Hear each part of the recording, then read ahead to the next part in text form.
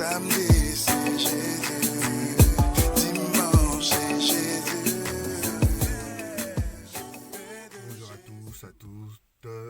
Bienvenue dans la chaîne. J'espère que tu te portes bien.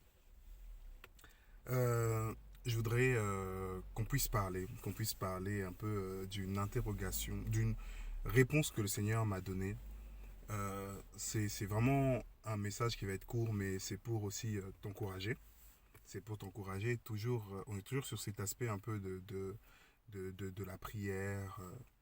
Donc, avant de commencer ma petite histoire, je voudrais qu'on puisse commencer déjà par lire dans le livre de Jean, Jean 11, le verset 38. Je lis au nom de Jésus. Ça dit: Alors Yoshua, donnant de nouveau un sérieux avertissement lui-même, se rendit au sépulcre. C'était une grotte et il y avait une pierre placée devant. Yoshua dit: ôtez la pierre. Mais Marthe, la sœur du mort, lui dit: Seigneur, il sent déjà, car il est au 4e jour. Yoshua lui dit: Ne t'ai-je pas dit que si tu crois, tu verras la gloire d'Élohim? Ils ôtèrent donc la pierre et de dessus le lieu où le mort était couché. Et Yoshua, levant les yeux au ciel, dit: Père, je te rends grâce de ce que tu m'as exaucé. Or, moi je savais que tu m'exauces toujours, mais je l'ai dit à cause de la foule qui est autour de moi, afin qu'elle croie que tu m'as envoyé. Et ayant dit ces choses, il cria d'une grande voix: Lazare, sort dehors. Et il sortit. Amen. Aujourd'hui, en fait, moi, je voudrais vous partager une chose qui m'a interrogé.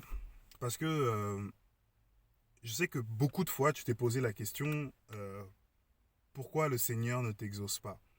Tu as prié maintes et maintes fois, mais tu n'as pas vu l'exaucement, tu n'as pas eu la réponse, tu ne comprends pas, tu t'es posé des questions, tu as posé des questions: Seigneur, Seigneur, c'est quoi ta volonté? Qu'est-ce que je dois faire? Comment je dois le faire? Pourquoi je dois le faire? Dis-moi. Rien. Voilà, les mois passent, les jours passent, les années passent.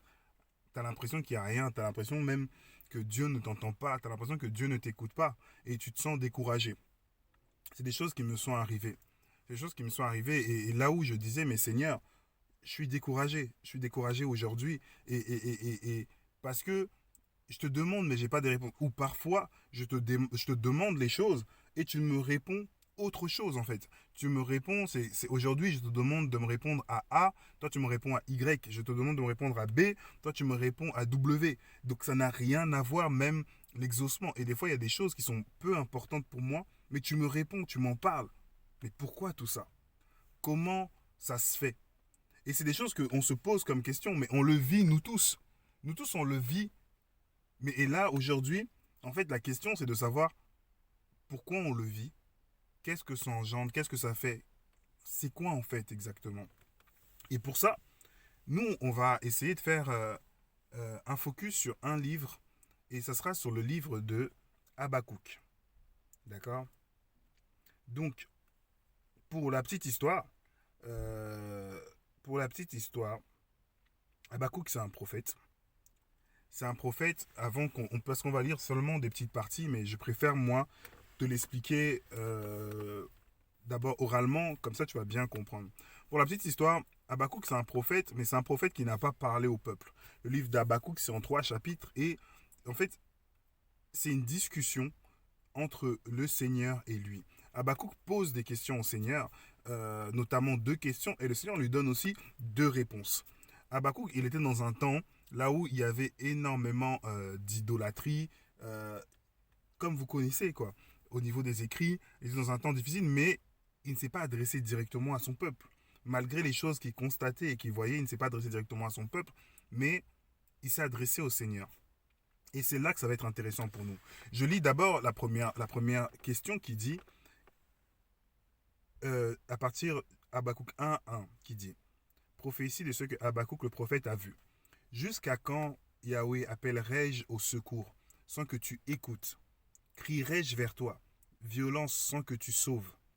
Pourquoi me fais-tu voir la méchanceté et vois-tu la perversité? Pourquoi y a-t-il de l'oppression, de la violence devant moi, et des gens qui excitent des procès et des querelles?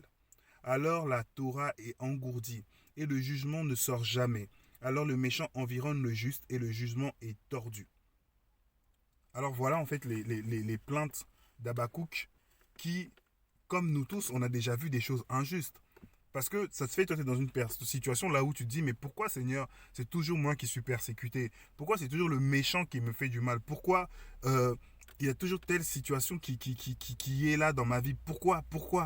Et on s'est tous sentis dans cette situation d'injustice. On s'est tous sentis dans cette situation d'oppression, dans cette situation là où les choses ne vont pas dans ce que nous on recherche ou l'on attend en fait. Et chacun de nous a vécu ces choses-là. Et Habakkuk, bien que cela fait des millénaires, se posait les mêmes questions que nous. Et on voit que le Seigneur lui répond. Il lui dit, regarde parmi les nations, voyez et soyez étonnés et stupéfaits, car je vais en faire de vos, non, je vais faire en vos jours une œuvre que vous ne croirez pas, si on vous l'a raconté. Le Seigneur maintenant, je m'arrête là. Le Seigneur maintenant dans cette histoire, on va se rendre compte que le Seigneur commence à expliquer à Habakkuk que comment l'injustice de l'homme, en notamment Israël, comment le Seigneur réglait cette injustice-là, c'est qu'il suscitait une nation, et la nation qui suscitait, comme les Babyloniens, venait à leur tour, maintenant pour juger Israël. Et on va se rendre compte, là je vous fais vraiment l'histoire, on va se rendre compte que Habakkuk vient encore vers le Seigneur en disant, mais Seigneur, les Babyloniens sont plus méchants que nous, ils ont plus d'idolâtrie que nous. Comment toi, tu te sers d'eux pour venir nous juger, nous, dans notre marche, parce qu'ils sont pires que nous. Le Seigneur vient encore en lui disant, ne t'inquiète pas, parce qu'il y a mon royaume qui viendra. D'accord? Voilà un peu l'histoire d'Habakkuk dedans. Mais ce qui va nous intéresser ici, c'est sa prière. Donc là, nous, on va aller dans le chapitre 2.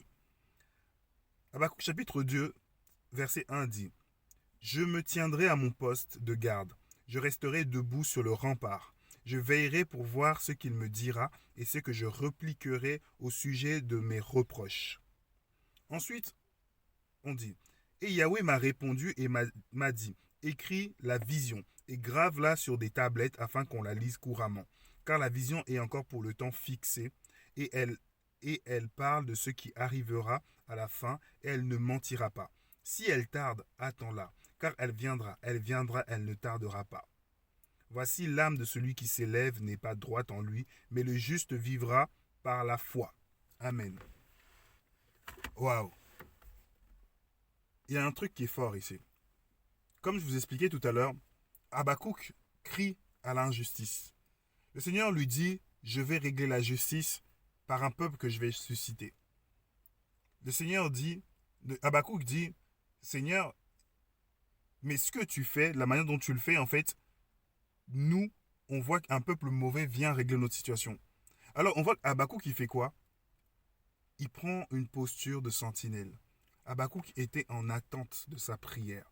Il était en attente de la réponse. Et comme il savait qu'il allait être exaucé, il était déjà en attente. Il savait déjà ce qu'il allait répliquer. Il pensait déjà à sa prochaine réplique, en fait.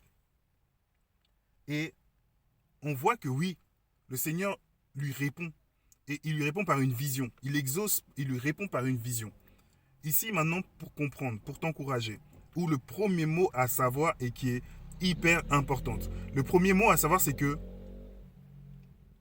Dieu exauce toujours nos prières. La Bible dit, demandez et vous recevrez, cherchez et vous trouverez, frappez et on vous ouvrira. Tout à l'heure, on a lu dans Jean, le verset 42 disait que je crois que tu m'exauces toujours. Nous, on est des imitateurs de Christ. Je voudrais qu'un raisonnement tombe maintenant dans ta pensée en pensant que le Seigneur n'exauce pas ou il est lent à exaucer. Non, c'est pas ça. Le Seigneur, il fait avec nous ce qu'on appelle du feedback dans la communication. T'envoies une demande, il te redonne une réponse. La réponse ne veut pas dire que c'est la solution. Attention. Mais ce qu'il faut savoir, c'est que le Seigneur, il nous répond toujours. Automatiquement. Il nous explique dans les psaumes que dès notre pensée, le Seigneur, il nous a déjà exaucés. La prière, elle n'est même pas montée dans notre bouche qui nous a déjà exaucés. Elle n'est même pas sortie de ton cœur qui t'a déjà exaucé en fait. Le Seigneur nous exauce tout le temps. Si une personne vient te dire que le Seigneur n'exauce pas ceci, il exauce automatiquement. Tu envoies la prière, l'exaucement est là. Automatiquement. Ça fait comme du tennis. Tu envoies la balle, elle revient. Maintenant, c'est ce qui est à l'intérieur maintenant, les sous-lignes qu'on doit comprendre aujourd'hui.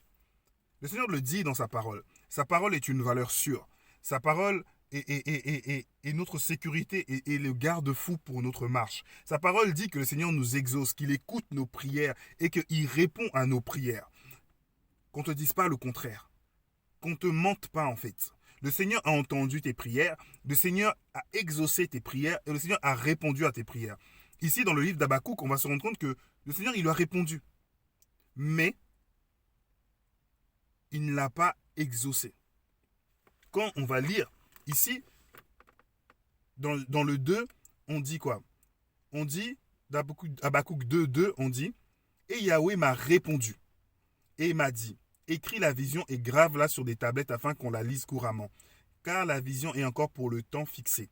Et elle parle de ce qui arrivera à la fin et elle ne mentira pas. Si elle tarde, attends-la, car elle viendra et elle ne tardera pas. » Habakkuk ne l'a pas vécu, mais il a eu la réponse. Il a eu le retour en fait à sa demande. Le Seigneur, qu'est-ce qu'il a fait? C'est que parfois, on va poser une question au Seigneur. Le Seigneur va nous répondre, mais ça ne veut pas dire qu'il va exaucer tout de suite. Mais il y a toujours une réponse du Seigneur. Qu'elle nous plaise ou qu'elle ne nous plaise pas, positif ou négatif, le Seigneur nous répond. D'accord? Mais il y a un problème dedans. Pourquoi toi, aujourd'hui, tu dis, mais moi, je prie, j'ai rien. Ça fait des années, des mois, des semaines, je n'ai rien. C'était ça la question que j'avais aussi. Le Seigneur, il dit, mais tu t'es pas rendu compte que c'est l'ennemi qui te combat? Est-ce que tu t'es pas rendu compte que l'ennemi te combat? Paul dit qu'il a été au 3e ciel. Au 2e ciel, c'est le monde où Satan domine. Mais c'est le monde aussi là où il combat nos prières. Ça veut dire que quand tu pries, ta prière elle monte. Au 2e ciel, il y a un combat pour pas que ta prière arrive jusqu'au trône. Si ta prière arrive jusqu'au trône, il y a un combat pour que ta prière ou l'exaucement de ta prière arrive jusqu'à toi. Pour exemple, tu prends dans le livre de Daniel. Daniel, l'ange va dire que les princes de Perse l'ont combattu, qu'il a été retenu, mais qu'il avait été, dès le premier jour de sa prière, il avait été exaucé. Aujourd'hui, je veux te réveiller par rapport à ça. Je veux te dire que le Seigneur t'a déjà répondu. Il t'a déjà exaucé tes prières. Ou tu as eu une réponse. Ce n'est pas le temps, mais le Seigneur te le dira. Si ce n'est pas le temps aujourd'hui de l'exaucement, il va te dire, attends encore. Ce n'est pas le moment, patiente. Mais, quant à la réponse ou à l'accusé de réception, le Seigneur, il nous donne toujours l'accusé de réception de nos prières. Mais il y a des conditions pour ça. La première condition, on va voir que Habakkuk, il s'est positionné comme une sentinelle. En fait, on va voir que dans le verset 1, Habakkuk, il dit quoi? Il dit, je me tiendrai à mon poste et je resterai debout sur les remparts. C'est les sentinelles qui étaient debout sur les remparts. Les remparts, c'est ceux qui servaient à protéger.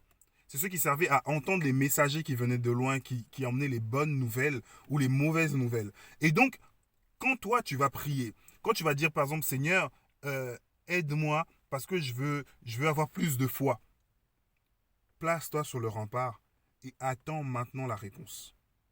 Attends l'accusé de réception. Mais si toi, tu as demandé aujourd'hui la foi, demain, tu as demandé la paix, après-demain, tu as demandé la joie, après-demain, tu as demandé un bateau, c'est le désordre. Le Seigneur, il traite les cas, il traite les dossiers. Mais reste attentif à ta question. Reste attentif à ta demande. Attends si le Seigneur il te dit, je te donne maintenant ou je te donnerai après. Et souvent, beaucoup de prières passent à la trappe comme ça et on se retrouve étant frustré en fait. Le Seigneur Jésus dit, je sais que tu m'exauces toujours. Mais toi, crois aussi qu'on t'exauce toujours. Le Seigneur, il t'exauce toujours, mais ou il te répond toujours, mais pas dans les temps que tu veux. Mais pour savoir que si ce n'est pas dans les temps, il te le dira, ce n'est pas le temps. Comme il a dit à Habakkuk, attends encore, et tu verras. Donc, moi, je veux t'encourager aujourd'hui pour que tu saches que quand tu poses tes genoux, quand tu pries, le Seigneur, il t'a déjà exaucé. Sache-le.